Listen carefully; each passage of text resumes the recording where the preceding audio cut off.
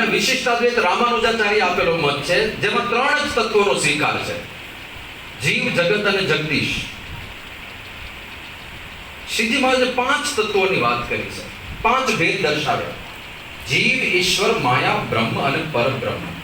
2 વચનામૃતમાં. અને મહારાજે એક જગ્યાએ તો કીધું છે કે આવી રીતે વાર્તા અમે અનેક વખત કરી છે, પણ તમે સારી રીતે માનીને એની ઘેર બેસાડતા નથી. એટલે મહારાજ તો અનેક વખત વાતો કરી છે, તો મહારાજે એ વચનામૃતમાં સ્પેશિયલ આજ્ઞા કરી કે ઘેર બેસાડજો ને લખજો. એટલે કે લખી છે એવું પરમહંસોએ લખ્યું છે વચનામૃત. તો એક જગ્યાએ 3 તત્વની વાત છે, વચનામૃતમાં 5 તત્વની વાત છે. કોને પ્રમાણ ગણવું? તો બીજી જગ્યાએ જો ભક્ત ચિંતામણીમાં નીલકંઠ વર્ણી વિચરણ કરતા હતા અને એક જ પ્રશ્ન બધે પૂછતા હતા: 5 ભેદ આપો, જીવ, ઈશ્વર, માયા, બ્રહ્મ, પરબ્રહ્મનું નિરૂપણ કરો.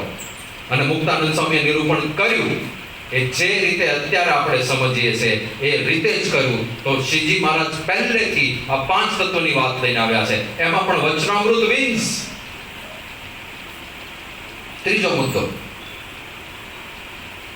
શિક્ષાપત્રી પ્રમાણે શ્રીજી મહારાજનું પ્રિય ધામ કયું છે? ગોલોક. શિક્ષાપત્રીમાં અક્ષરધામનું નામ જ નથી.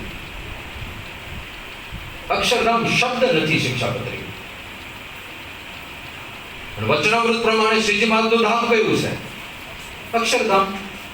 પરબ્રહ્મ પરમાત્માનું ધામ અક્ષરધામ છે. અને પોતાનો પરિચય એમણે પરબ્રહ્મ પરમાત્મા તરીકે આપ્યા. અચ્છા, તો હવે આ બેમાંથી સાચું કયું? બીજા શાસ્ત્રો જુઓ.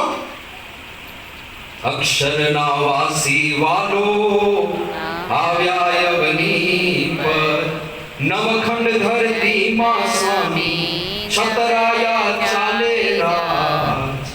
અક્ષરના વાસી વાલો આવ્યા અવની પર. ઓરડાના પદમાં કીધું: મારું ધામ છે રે અક્ષર અમૃત જેનું નામ. મારા ધામનું નામ શું છે? અક્ષર અમૃત જેનું નામ. અક્ષરાધિપતિ પરબ્રહ્મ પુરુષોત્તમ ભગવાન તરીકે શ્રીજી મહારાજ ઓળખાય છે.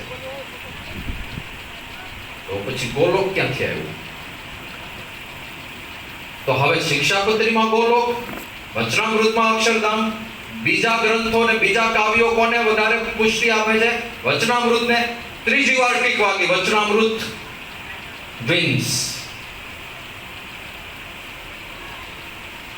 ચોથો મુદ્દો, 4 જ કહીશ, વધારે નથી કહેવા, એના આધારે તમને સમજાઈ જશે. આમ તો 3 માં સમજાઈ ગયું હશે.